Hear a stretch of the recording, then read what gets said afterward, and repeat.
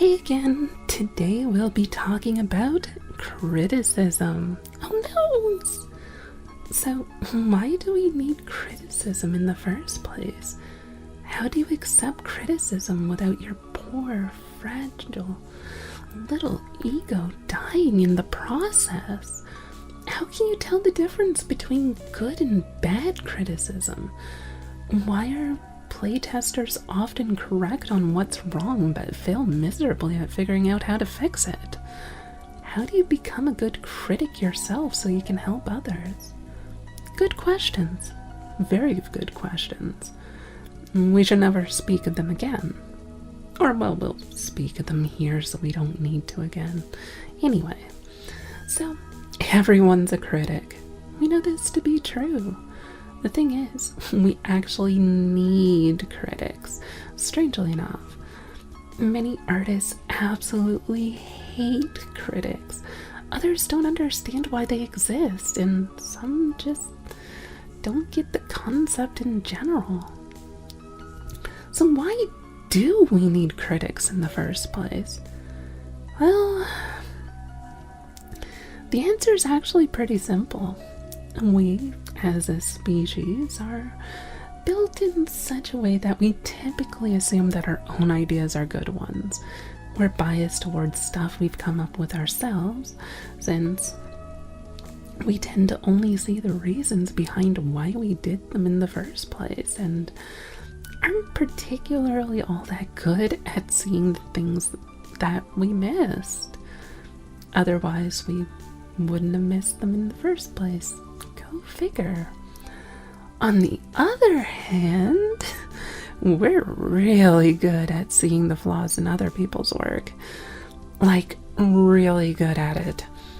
This is why you need to talk to people who disagree with you, because they can see the flaws in your reasoning that you yourself can't see. Ideally, you take several viewpoints, dump them in an arena together, and let them fight it out. They poke holes in each other's arguments until it's mostly ruined, and whatever you have left that no one could destroy is probably your closest guess at what reality actually looks like.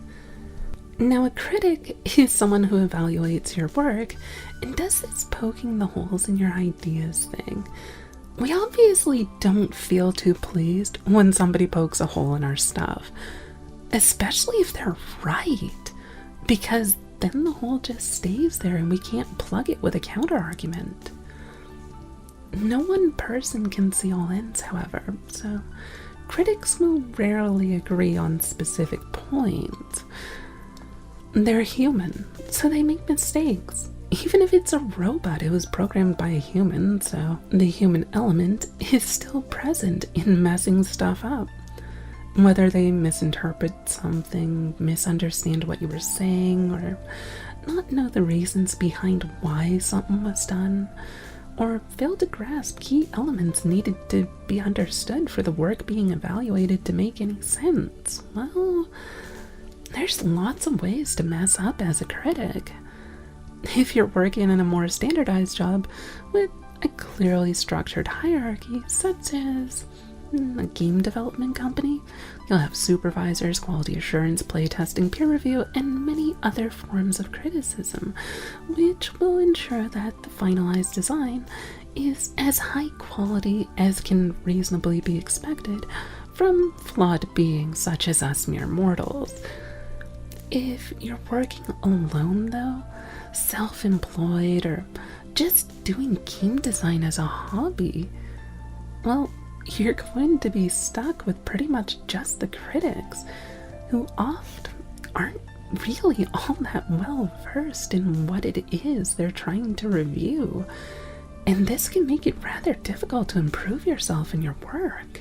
The point of a critic is always the same, however.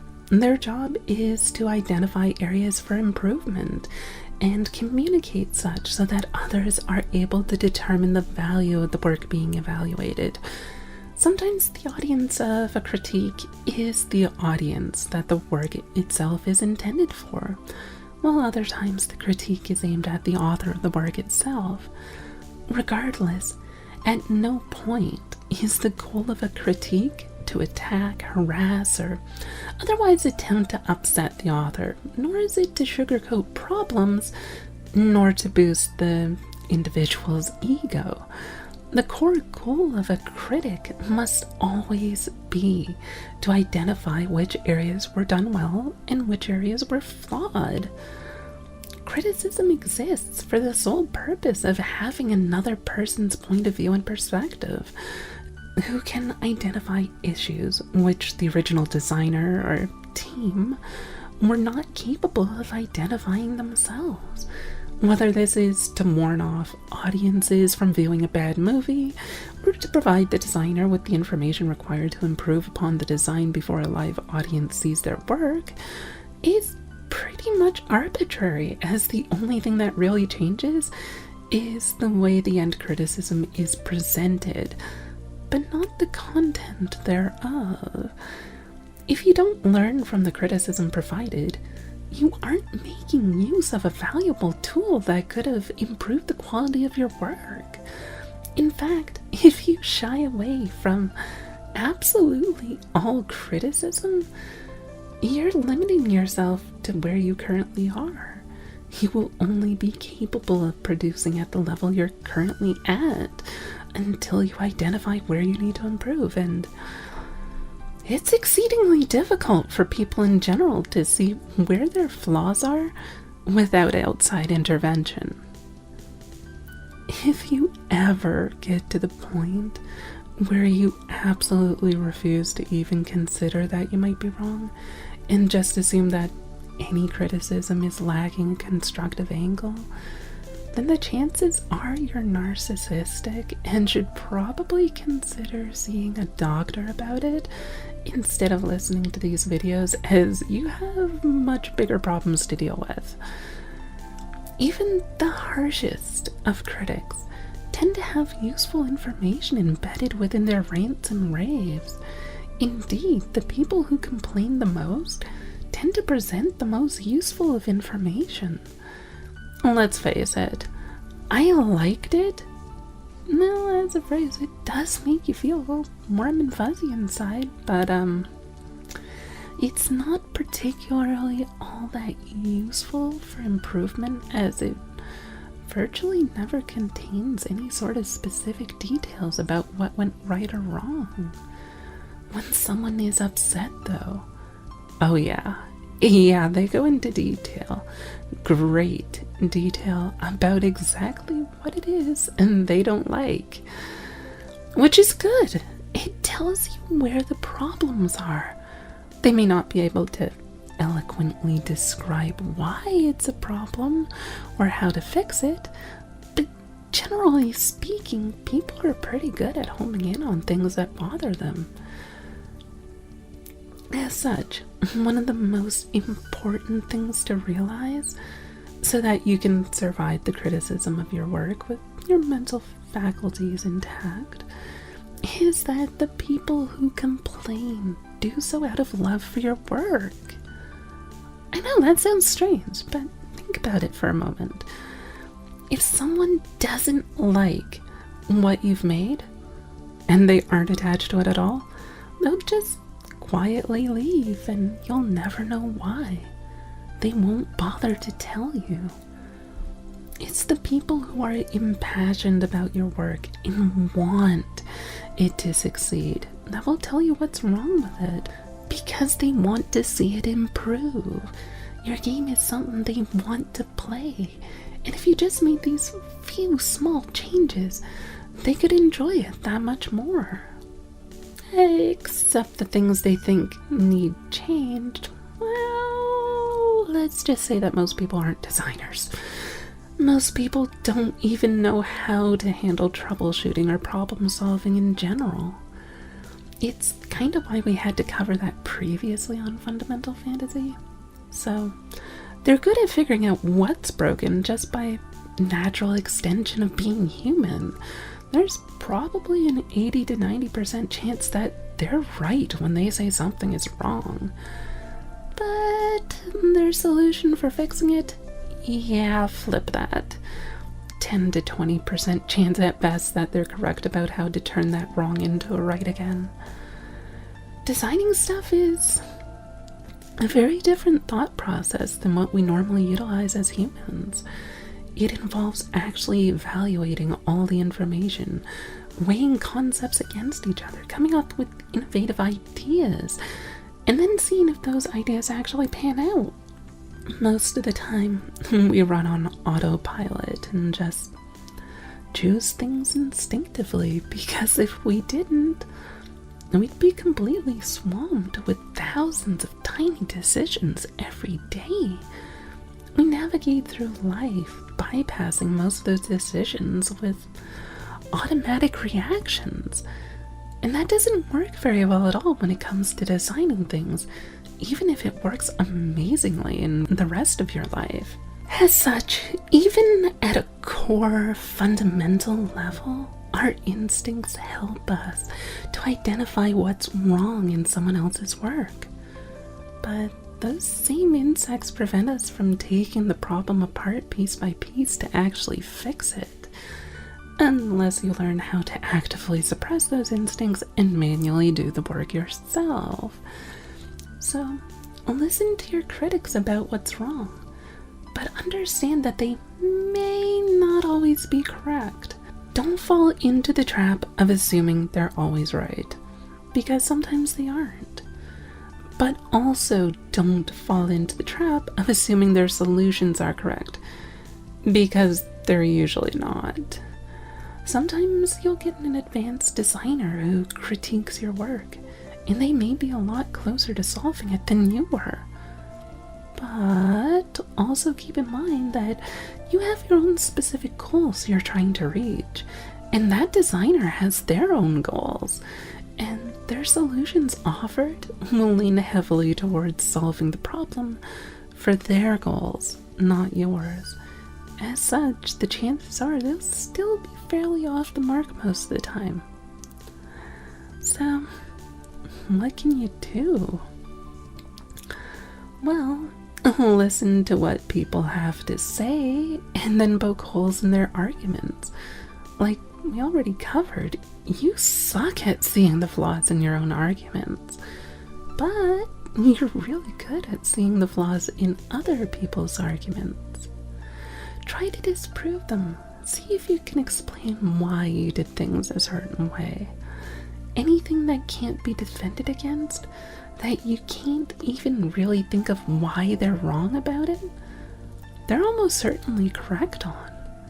Anything you can break down easily probably just means that they were lacking important information needed to understand why you did something a certain way. As such, talk with them, if at all possible. Be clear, however, on the purpose of the conversation, and that you're not trying to harm them. Just that it's vastly easier to disprove arguments than it is to prove them. So have a go at each other and shake hands when you're done and such. You can have a heated debate and still be friends at the end of it all. The neat part about this is that most of the same information works for being a good critic yourself. The methodology is largely the same, go figure. But, oh yeah, there's a but. Of course there's a but. Alright, let's see this big but. That didn't come out quite like I meant it to. Or did it? What else? But the presentation has to be a bit different. When you're defending your own work, that's a little tiny bit different from talking to someone else about their work. Remember that thing about how patting one's ego with "I liked it" is nice but doesn't really do much to help? Well, it does help in a way. You kind of want to start out by pointing out things that are good about a work so that they want to listen to you in the first place. If you start off with complaints, they're going to turn defensive immediately and block out everything you say. As such, start with the good stuff. Next, keep in mind that a good critic is one who provides useful information that can be applied towards making the basic design better than it already is. Ideally, a good critic will do so in a kind way that will encourage the designer to want to revise their design, but that's a secondary concern to the primary one of simply having useful information. Criticism, by the very definition thereof, involves criticizing. No, really? Huh. I guess it kind of makes sense, doesn't it? This means, however, that at some point, you're gonna have to criticize a bad decision or point out a flaw or error. Keep in mind that your goal here is to help, to try to improve the design, to make things better. If you're trying to attack someone because you don't like them, drop whatever it is you're doing and quit.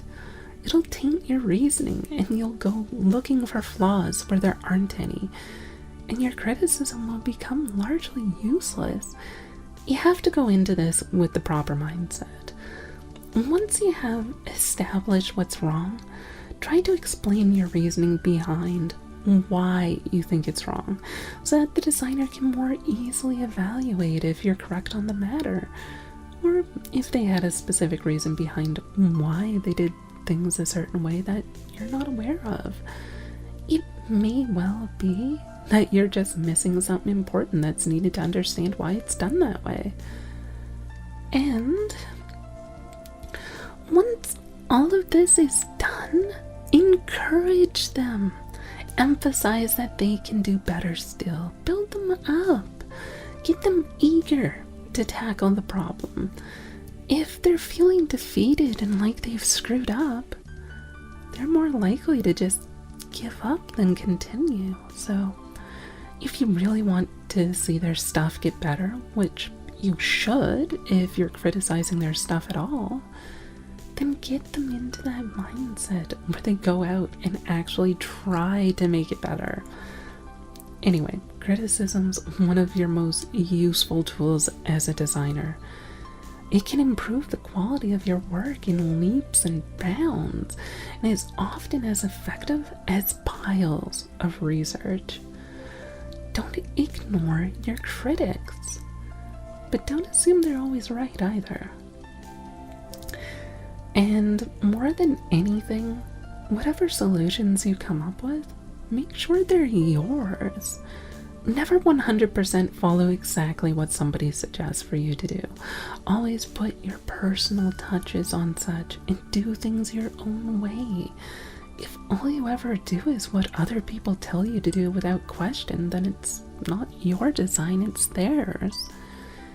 Which, if you're working for a larger company, maybe it is. But when you're doing your own personal thing, never let it cease to be yours. Anyway, that's more than enough for today. So with that, I'm out.